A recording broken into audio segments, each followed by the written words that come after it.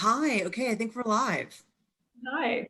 Okay, so let's dive in. I'm Meeghan Truelove. I work at Schumacher. I'm the Director of Business Development for Creative Partnerships. And I'm here today with the amazing Stephanie Seal Brown, who's joining us for our first installment of a new webinar series we're kicking off called Meet the Makers, where we get a chance to sit down with some of the incredible people who make beautiful things that we get to carry and just get to talk to them about what they do. So, Stephanie, thank you for joining us. Thank you so much for having me. I'm excited to be a part of this series and to help kick it off. Yeah, it's great to have you here. And you are at your loom I am. I am. This is in, go ahead. so I'm in Newburgh. I'm in the Hudson Valley of New York, and as you can see, I'm actually I have a fireplace behind me because I've actually had to bring my loom into my home because it's so cold right now.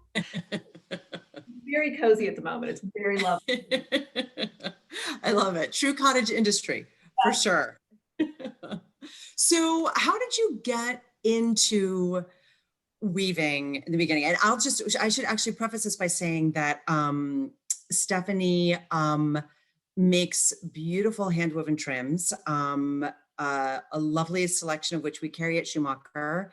And then she also designed a collection of tapes and trims and GIMP for us that launched last year that has really resonated and is beautiful. And we'll look at images of all those goods as we get further into our conversation.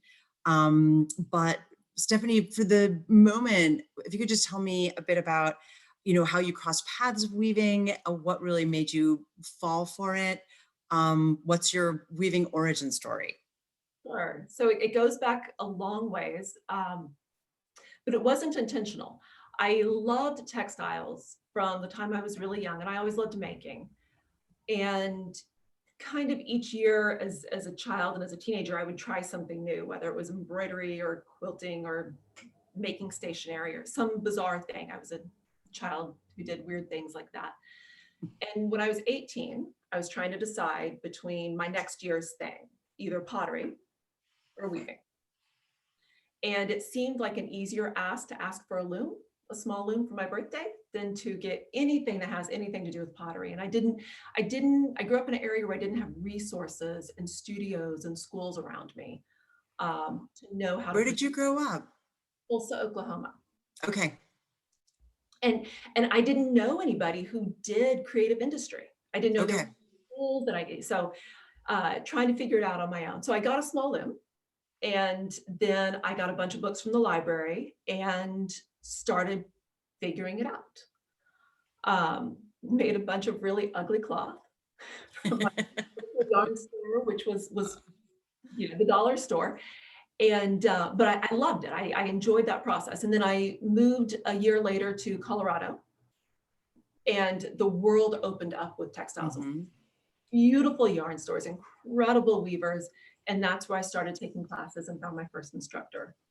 Um, and then I quickly broke my little loom and I got my first floor loom, which is actually what I use today.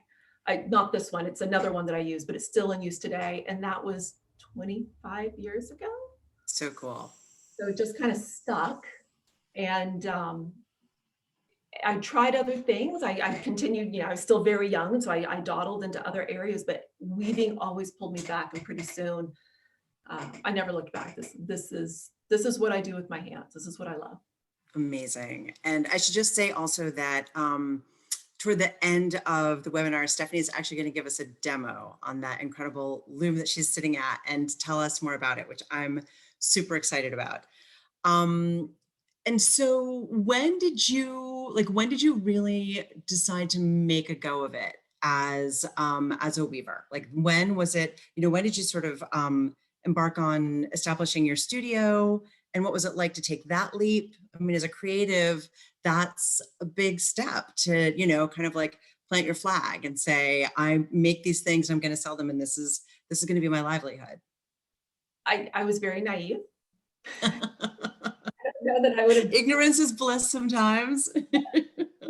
it gives you confidence that maybe, you know, you shouldn't have, to just say, by golly, I can do this. This is going to work. Um, there was a long period before, in through my 20s and my 30s, where I raised my children and I really focused there. And it was actually as they were getting older that I kind of reapproached what I wanted to do for myself. Um, so I was working at a nonprofit museum for weaving, which was kind of a unique and special small place to find. Was And that that still in Colorado at that point? was in Kentucky, And what's the name of that place? the Little Loom House. The Little Loom House. I'm writing that down. That sounds amazing. The next time I actually get to go somewhere and I'm in Kentucky, that's cool. Eleanor Roosevelt visited. It's these little buildings from the late 1800s, way up on a hill in the woods, in the middle of Louisville. And it's this really special place that all school children go and learn how to weave. And it's been doing it since the 30s, 40s. So So this is cool. a really special place. So I was working both in the nonprofit sphere, still in weaving, and then I also had started my studio. And I was kind of balancing both. And I did that for a number of years, and then I finally decided it was time, and I just took the leap. Had a couple of really large projects. One of them was exciting in that it was the first crop of hemp grown in the United States for fiber. And I worked with that team and then Rebecca with Fibershed California to make an American flag out of American. Oh, cool. And so we spun it, you know, everything was dyed by hand and then woven and then hand stitched. So that was a really fun Cool. project right as I was leaving. That helped to establish a studio along with some other, you know, more interior design types of projects. Where is that flag now? That's a good question. I know it's Okay. a building in DC, but that's a good question. It sounds incredible. It was the farmers. Mike Lewis is a farmer in Kentucky that really spearheaded the project, and I need to get back in touch and figure out where the flag is. But lo and behold, there were plenty of goods to weave in your future.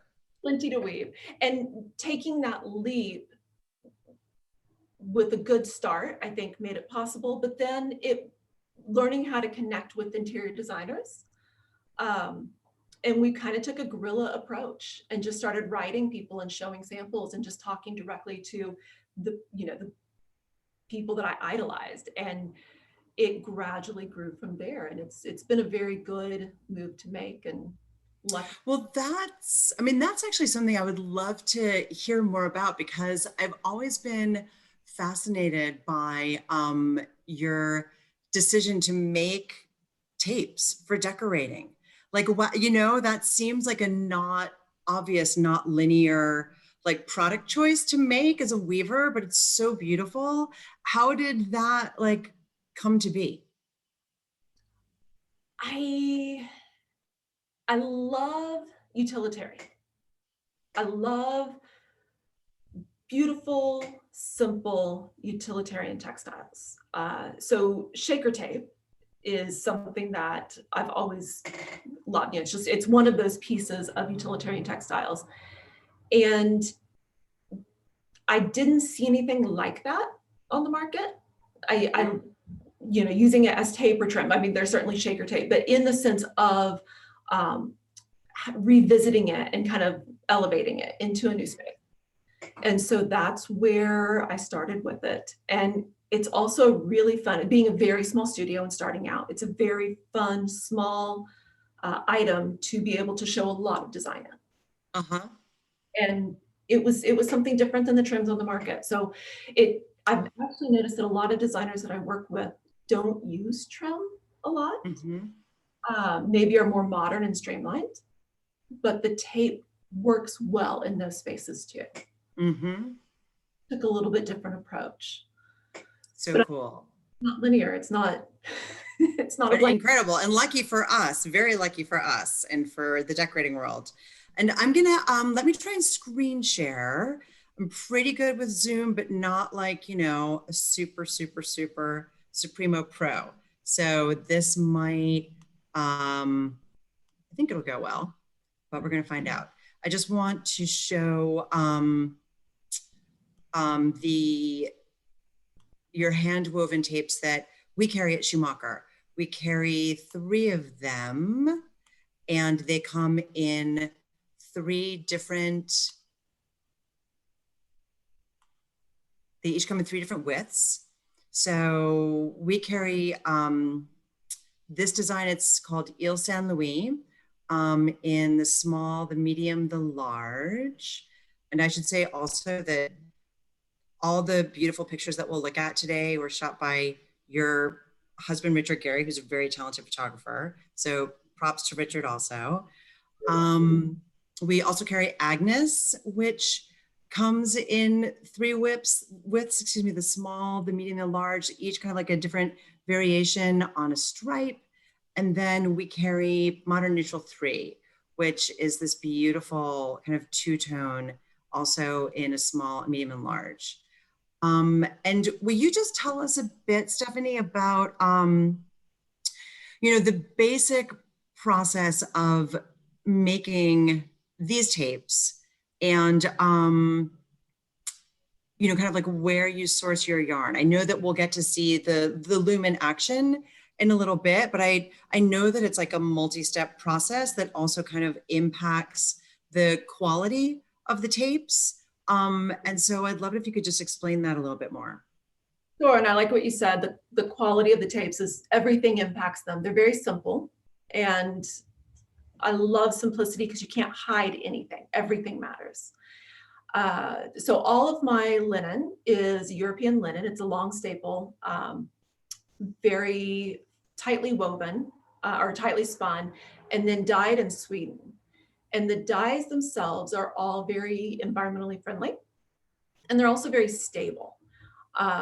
So I really appreciate what they do with the tight spin and the dyes. They actually have a luster that I don't often find in linen yarns. And it's harder to see until you see them up close, but there's this really lovely luster and reflectiveness in them.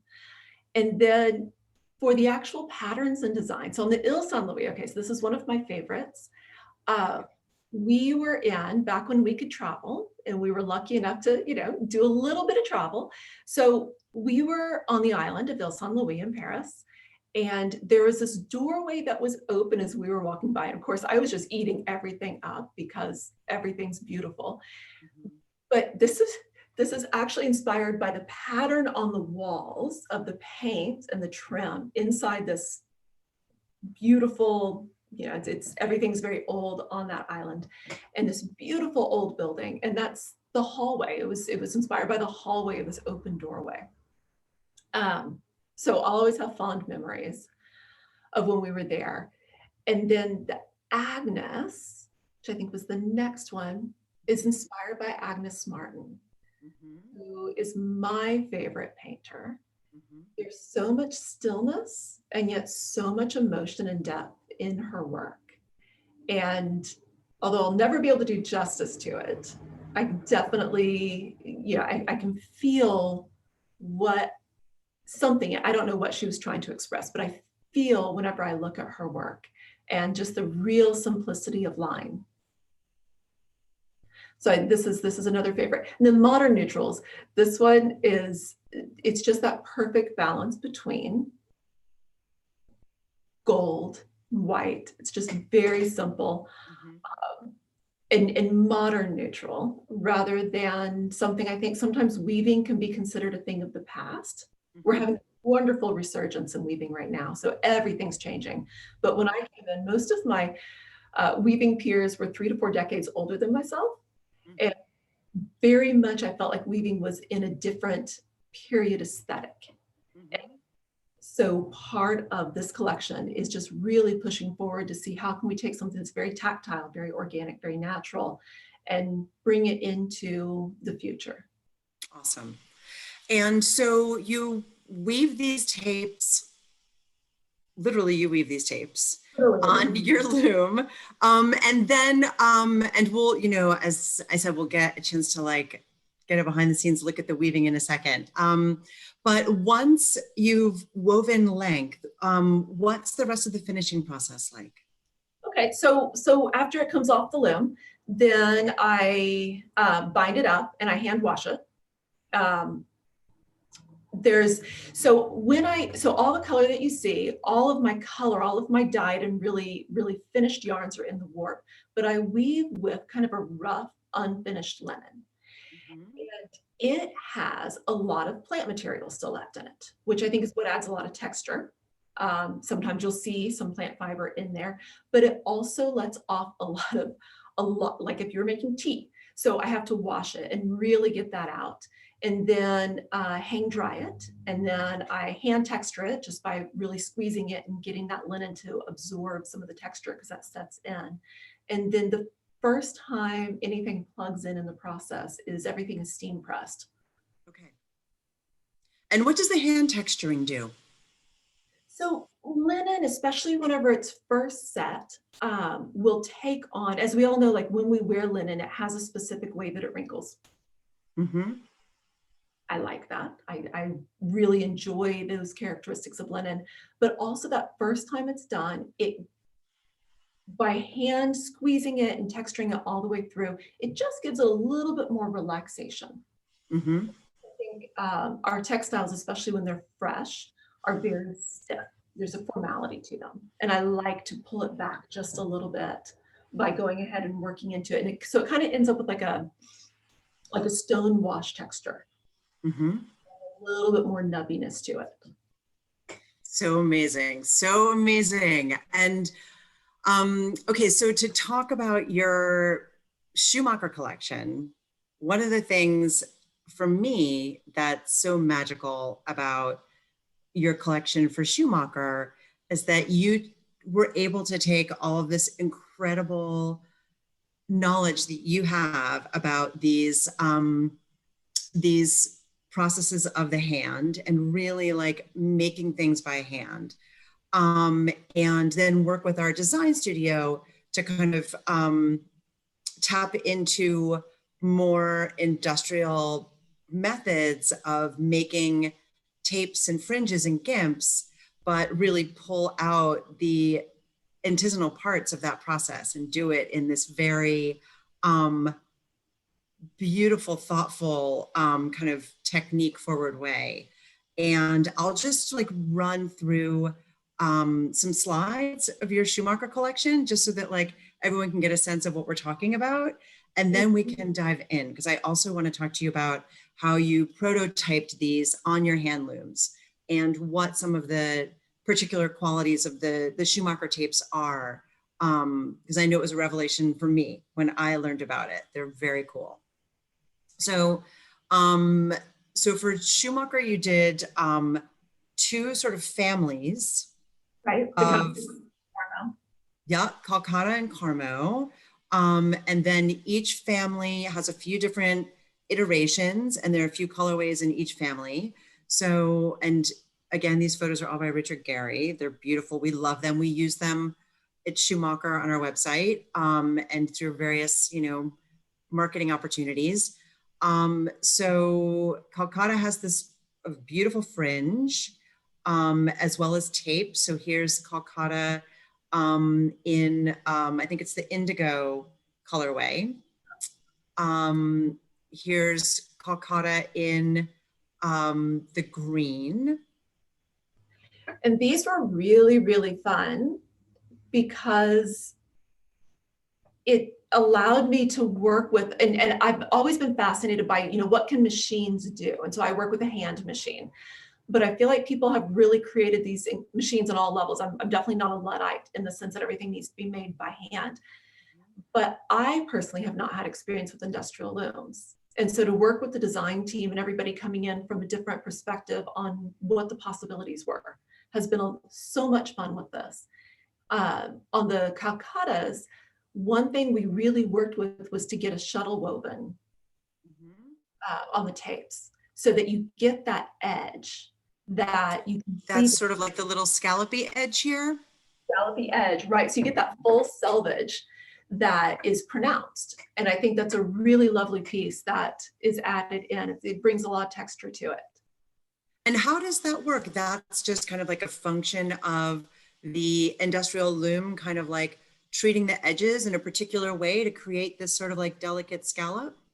So traditional weaving is shuttle woven. So once we go to the loom, we can look at that. So every time the shuttle passes, it pulls to one side, it creates a selvage edge.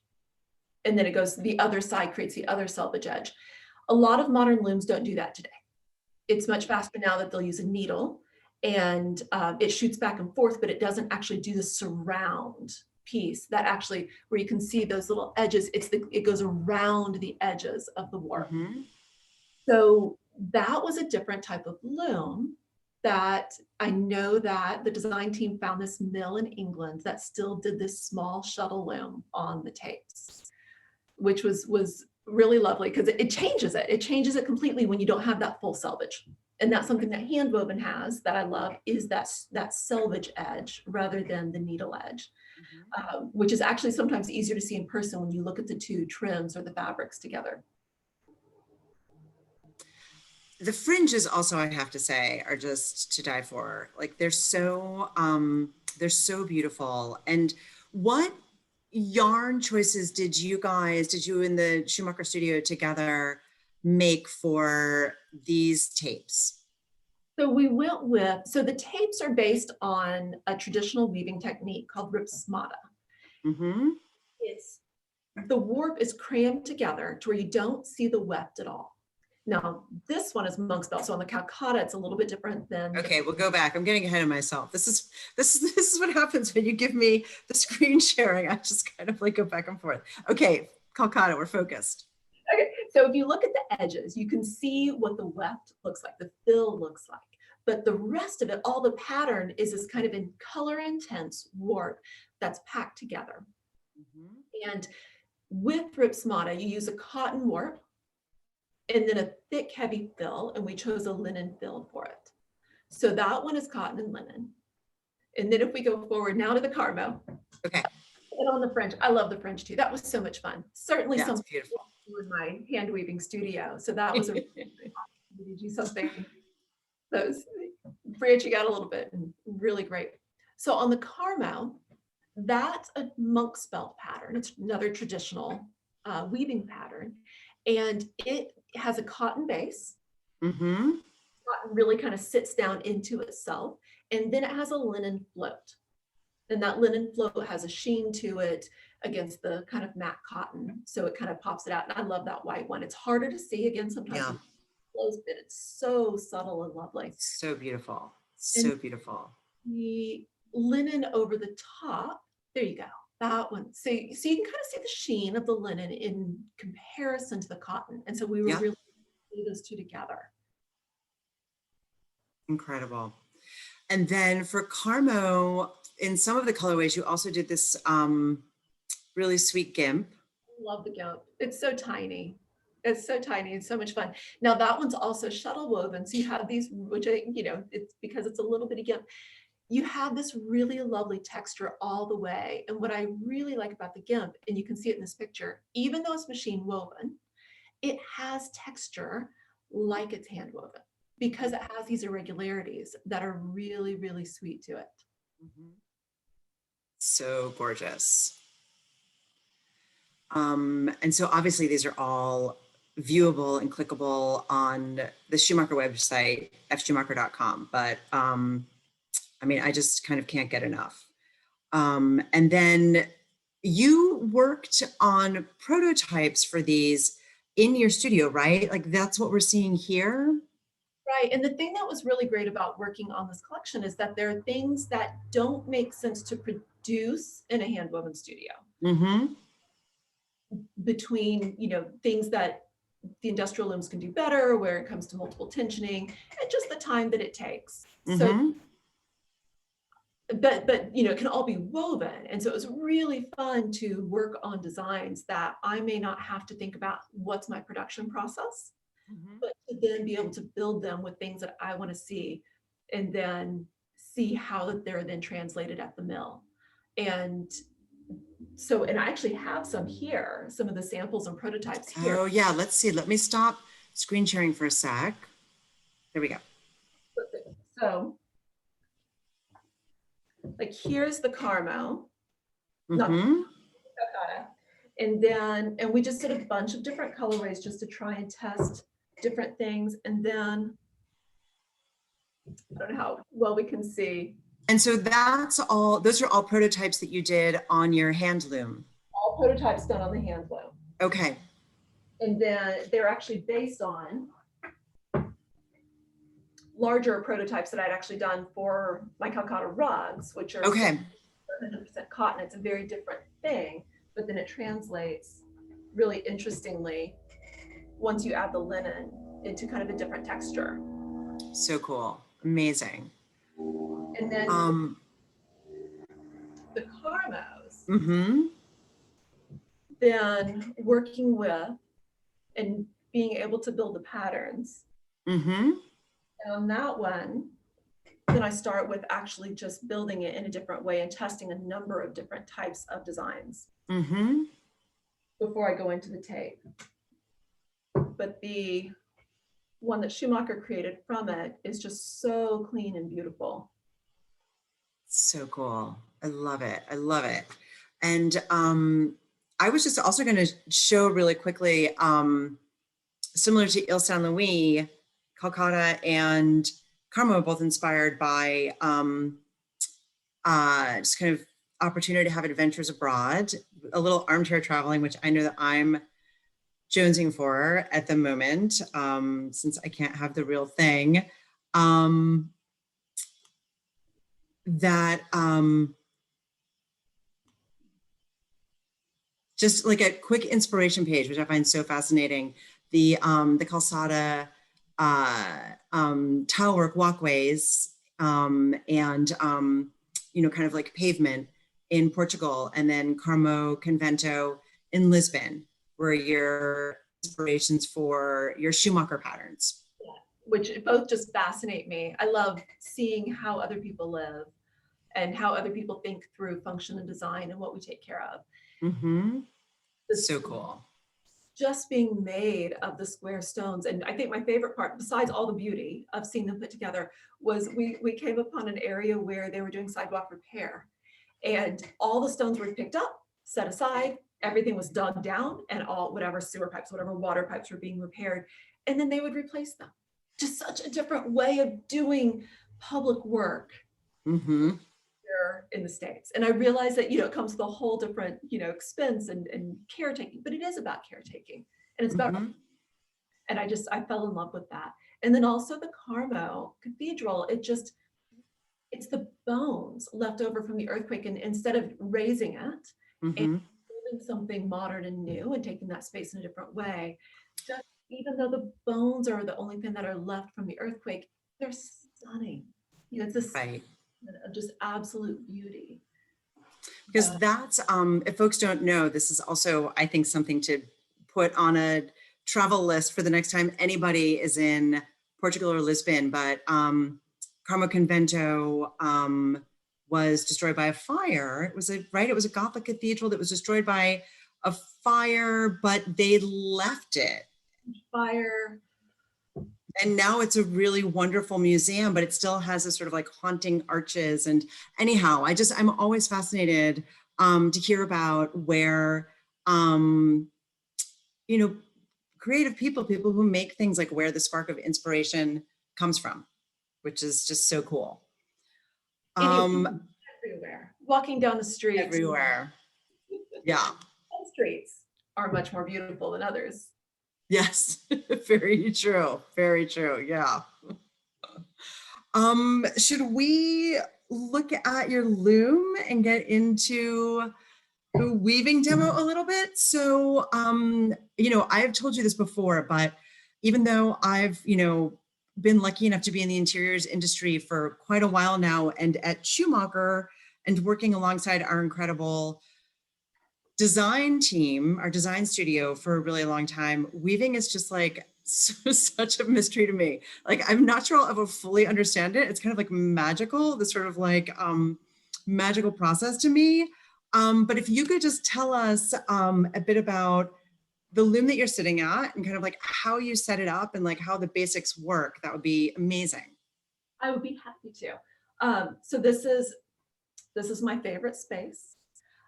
So my loom is a Glamokra loom. It's a Swedish loom. And what's special about it is that it pulls, okay, so you have to pull the yarns apart on a loom in order to pass the shuttle through. Some looms will pull them up and some looms will pull them down. This one pulls them both ways, so it keeps the tension evenly on all fibers. And for linen especially, that's really, really helpful. That's the nut of it. And then you, Stephanie, you hang all of those yarns, correct? Like you're attaching all of those yarns. So in the weaving process, the first thing is to actually measure out the yarns. And I use what's called a warping mill. And it's something that spins. I think we have video of it on one of the Schumacher videos. Yep.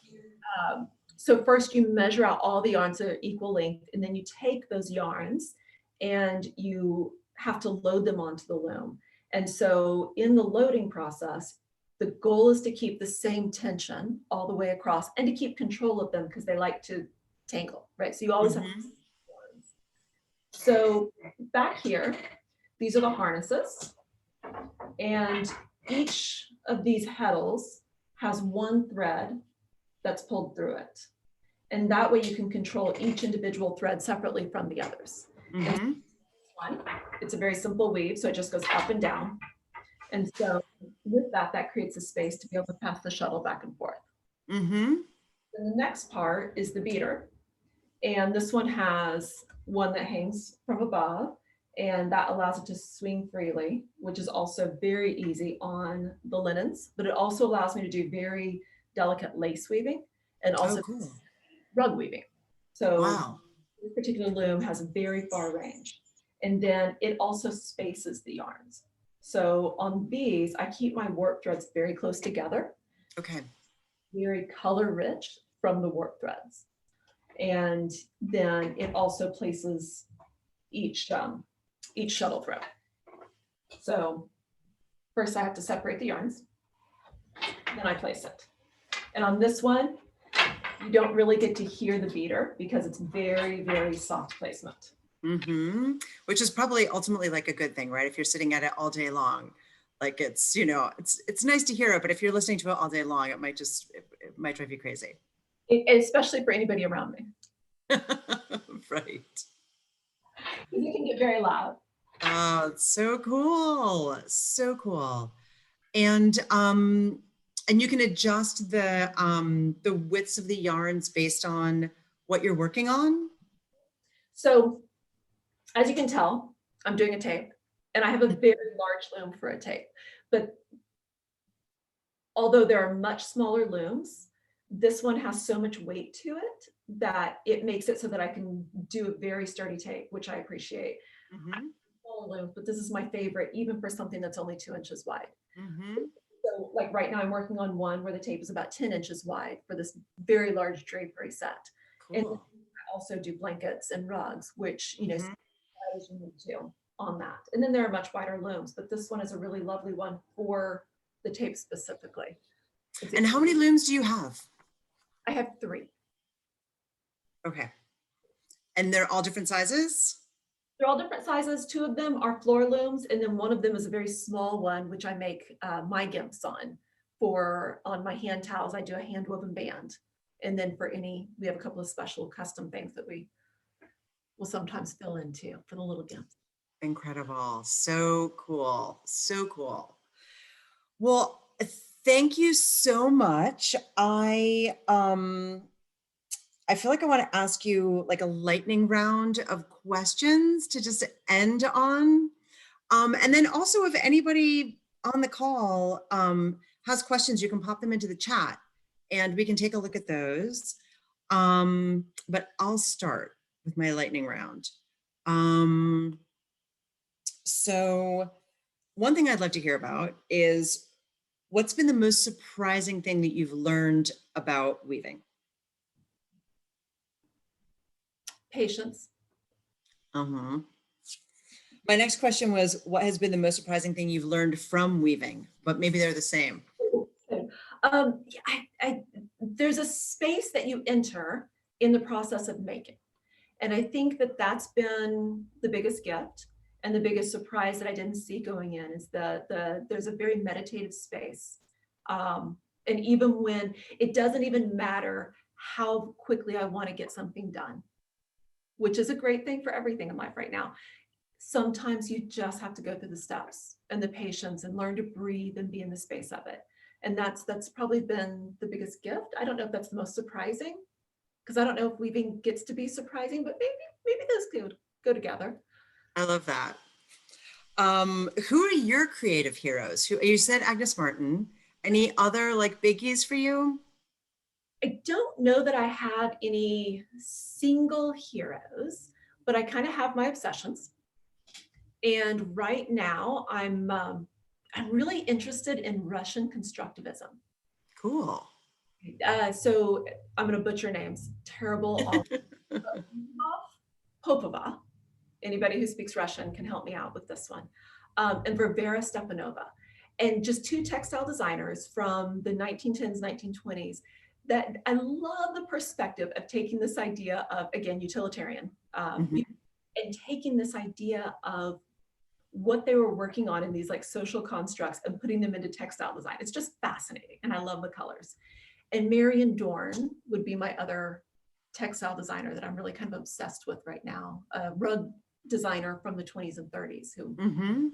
beautiful scale. Her scale is incredible. Cool. Um, okay, my final question before I look at the chat, because I know that people have been asking questions, which is awesome. In any kind of context, weaving related or not, however you want to take it, what are you most looking forward to next? Okay, so I'm going to keep it weaving related because it's something I have kind of on my future back burner that I'm really excited about. Is it's kind of going back in line with the first hemp crops, but kind of looking forward from there to our other domestic fiber plants. This may not be exciting to other people. So I want to do some projects with nettles, which we have a lot of up here, which is a great best fiber plants. You know, we don't grow linen here, and then cotton's horrible on the environment. So nettles and kudzu, which unfortunately we grow way too much of, not in the north, but we grow too much of. And I really want to work with and explore what can we do with those two fibers and take advantage of the fact that they are so prolific on their own, whether we're trying to grow them or not. Amazing. Oh my gosh. Well, now I'm looking forward to that.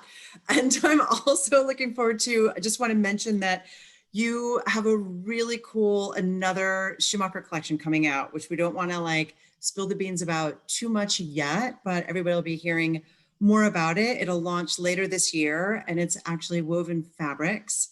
And on the Schumacher side, we're all really excited. So we'll have a chance to shout about that and spread the word in a few more months.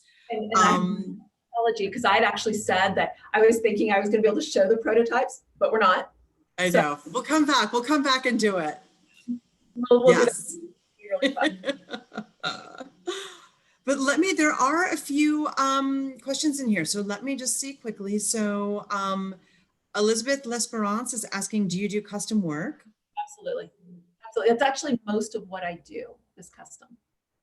Great. And you have a website, a great website. It's also beautiful and really functional. So people can find Stephanie at stephaniesealbrown.com. And then let's see, we have a couple of more questions. Well, we have some person, I can't see who it is, but someone saying, Stephanie made trims for me last year for a large job. She's amazing. I forgot to order 6 yards. And she said, no problem, finished it in record time. It was impeccable. Her customer service was second to none.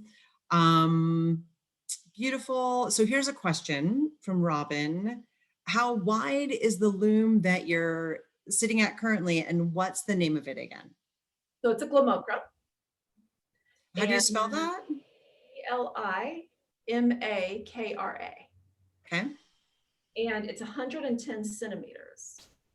So it's, what would that be? I think it's like 40 inches, maybe 45 inches, something like that. I should be better about that conversion by this point, but it's still like, I can do kilometers, but for some reason, centimeters still.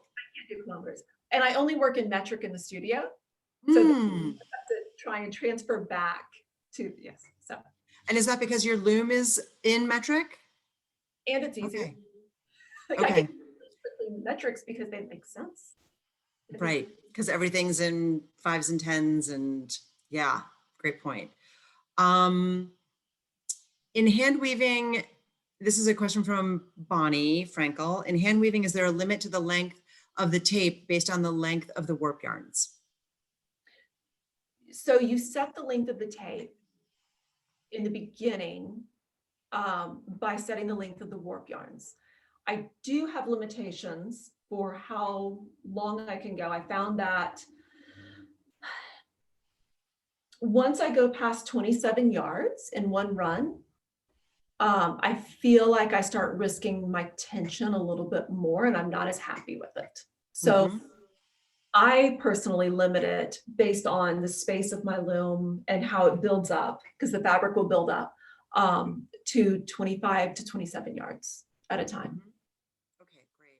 And do you have like a length of Agnes there? Did I see Agnes in like a basket or was that? I think that's Il Saint Louis that I've got, which is ready for washing. Yeah. Uh, And so that's one length.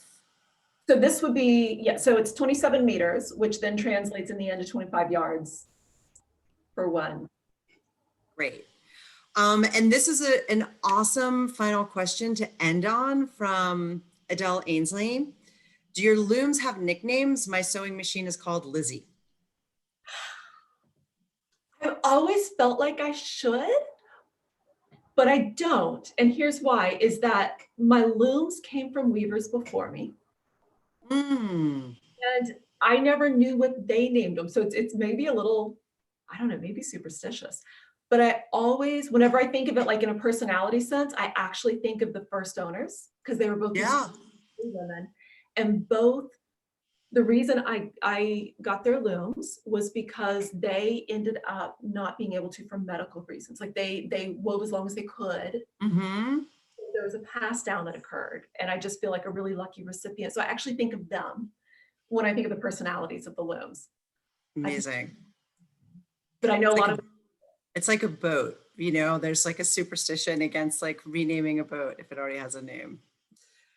Stephanie, Meeghan, thank you.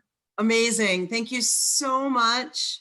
I love what you do. I love that you're part of the Schumacher family and then we get to work with you on gorgeous goods and carry some of the beautiful things that you make by hand.